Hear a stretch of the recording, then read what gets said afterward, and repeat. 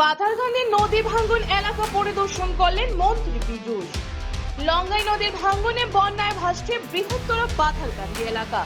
আজ এই বিধানসভা কেন্দ্রের বন্যা কবলিত এলাকা পরিদর্শন করলেন রাজ্যের জলসম্পদ মন্ত্রী পীযূষ হাজারিকা।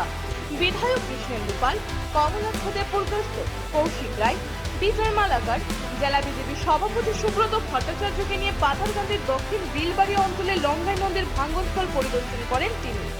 এদিন স্থানীয় ভুক্তভোগী জনগণকে মন্ত্রী আশ্বাস দিয়ে বলেন যে রাজ্য সরকার বন্যা নিয়ন্ত্রণে কঠোর পদক্ষেপ নিচ্ছে। আগামী 15 দিনের মধ্যে বাঁধ মেরামত করে দেওয়ার আশ্বাস দেন তিনি।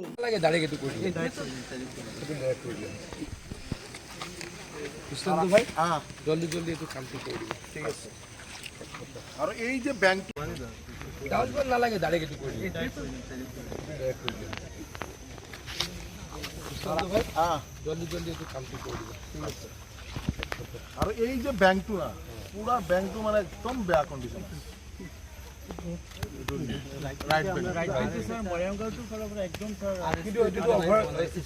ব্ল্যাক টপিং সবতে হৈ গ'ল নেকি? না অলপ এই জায়গাটো অলপ আছে। আমি এবাৰ কিমান কিলোমিটাৰ আছে, কিমান কিলোমিটাৰ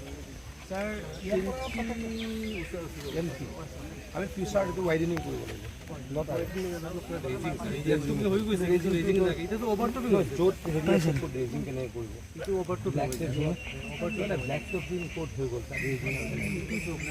এইটো এটা ভিলেজ তো এইফালে আৰু এটা ঘূৰি নদীৰ এইফালে আৰু এটা। ঠিক আছে, সদ্য জলদি জলদি মাৰাই দিয়ক, তাৰপাছত ঠিক আছে অক্সিজেনটো যাই দিয়ক।